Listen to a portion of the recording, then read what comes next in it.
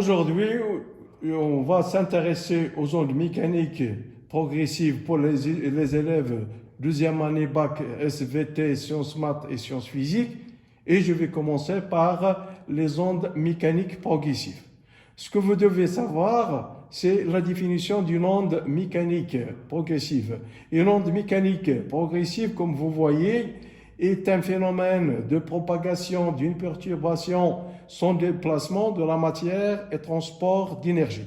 Donc, en deuxième étape, on va passer au type d'onde. Donc, il existe deux types d'ondes. Une onde transversale et une onde longitudinale. Donc, c'est quoi une onde transversale et c'est quoi une onde longitudinale? Une onde transversale est une onde dont la perturbation est perpendiculaire à la direction de propagation.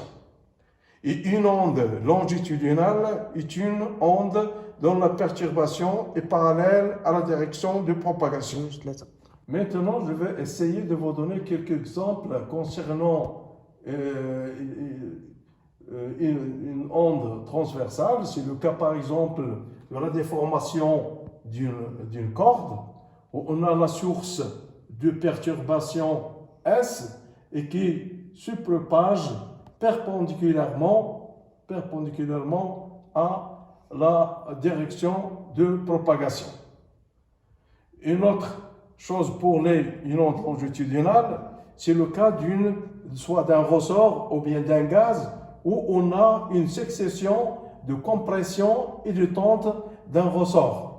Donc on a un déplacement, mais sachant qu'il y a un parallélisme entre la perturbation et... Maintenant, on va essayer de voir les propriétés générales des ondes mécaniques progressives. Une onde se propage à partir de la source dans toutes les directions qui lui sont offertes. On distinguera ainsi les ondes à une dimension, à deux ou trois dimensions. Pour une onde à une dimension, elle se déplace selon un axe X ou Y. C'est le cas d'une corde. Pour le déplacement d'une onde à deux dimensions, elle se déplace sur un plan XY. C'est le cas d'une onde engendrée à la surface de l'eau. Pour le déplacement à trois dimensions, c'est-à-dire dans l'espace XY, c'est le cas d'une onde sonore.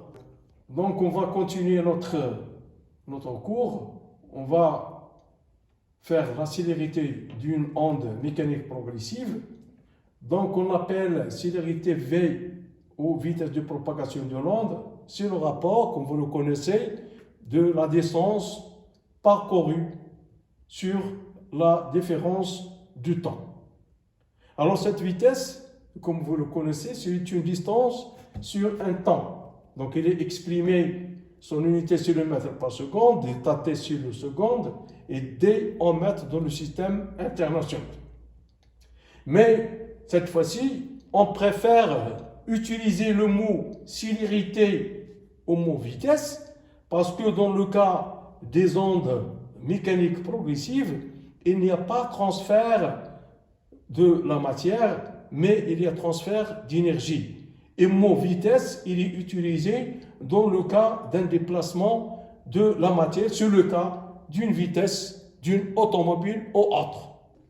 Dans le cas d'une corde, l'expression de la célérité est donnée par la racine de F sur U.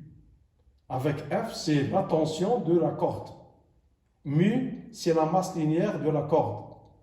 Avec mu égale à M, elle est égale à la masse qui est exprimée en kilogrammes, et L, c'est la longueur qui est exprimée en mètres, ce qui donne que mu est exprimé en kilogrammes par mètre moins 1.